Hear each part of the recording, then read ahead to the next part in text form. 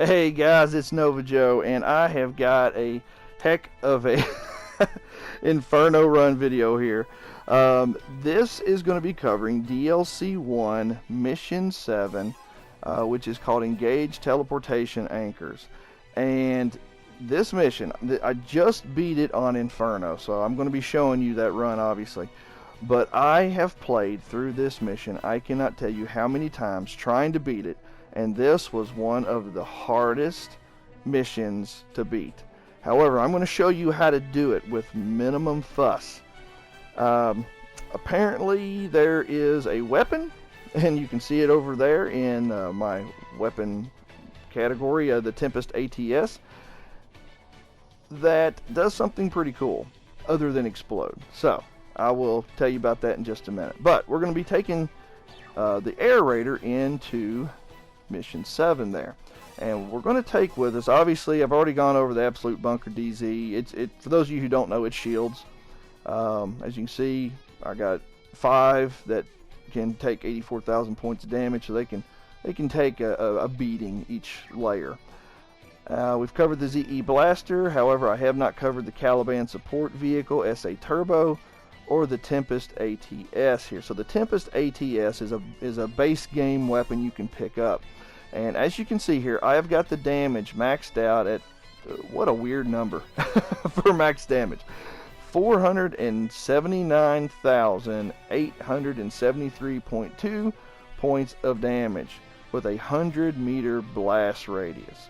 And as you can see here, my laser range is not maxed out, and the reload is not maxed out, but the damage is. This beast calls in basically a space shuttle that will bring the hurt right on top of your enemies. You'll see it in just a minute, because we're not going to use it on the enemies. We're going to use it on the towers. Now, for the Caliban Support Vehicle, the reason I'm bringing this with me is not because obviously it has no offensive capabilities. This is because it's a speedy little bugger that has 45,000 durability. I've got it maxed out for the re-request as low as possible. And if you do take a hit or two, you can jump in the back of it and get healed. But I'm taking it in just for the fact that it's speedy and has a nice size item recovery ring. So you can pick up items pretty quick with this. So alright, that is what we're taking in for this mission. And like I said, we're going to be covering Mission 7 on DLC 1, Engage Teleportation Anchors 1. This mission is brutal, and as you can see, this is the first time I've ever beat it. Alright, let's go ahead and jump on. Alright, starting out, what you're going to want to do is get these little buggers here and bring them with you. The more firepower, the merrier. You want to go right here to this little building and start laying down your absolute bunkers however you want to, but I kind of like to keep it close to the building so they can't hit me from above.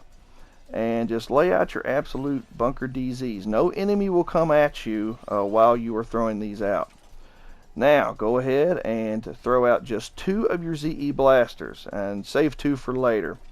Now target this generation tower here, because this one drops out silver spiders, and when your ATS hits it, it will take out around 3 to 4 towers all at once.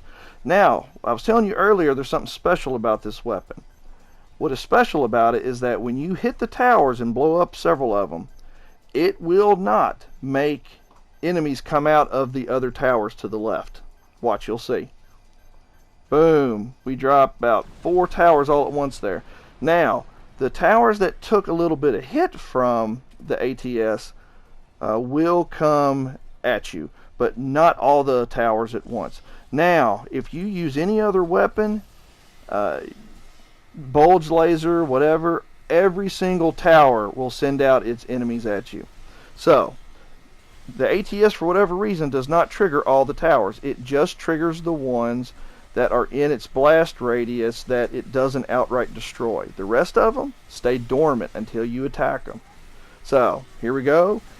Using the 2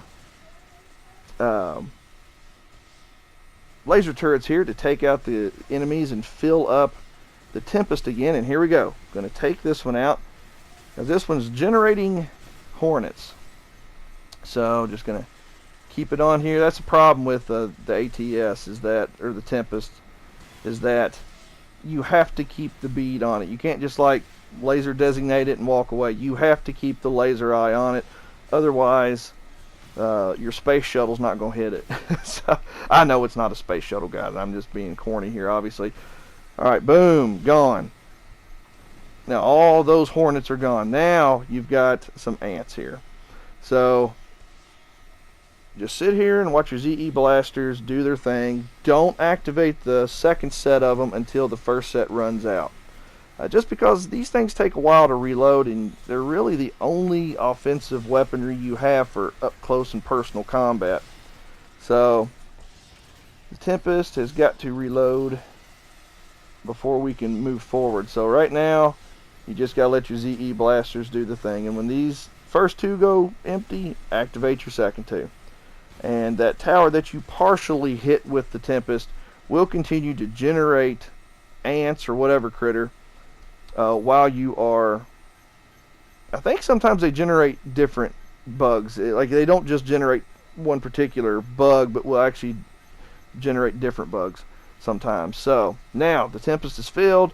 We're going to call this in again. And this one will also take out, I believe, 2 or 3 of the towers here. And as you can see, it's coming in. And the nice thing is with that 100-meter radius, it cleans house. Boom, 3 towers went down. 3 towers. Now we have 2 little towers left. And we got our little Caliban support vehicle here. And I'm just going to move it actually over here behind the shield a little bit. And let the laser turrets do their thing. Fill up that Tempest again. This mission is brutal. When I tried this with the bulge laser, and every time I would target one of them with the bulge laser and hit that target, all of them would come active.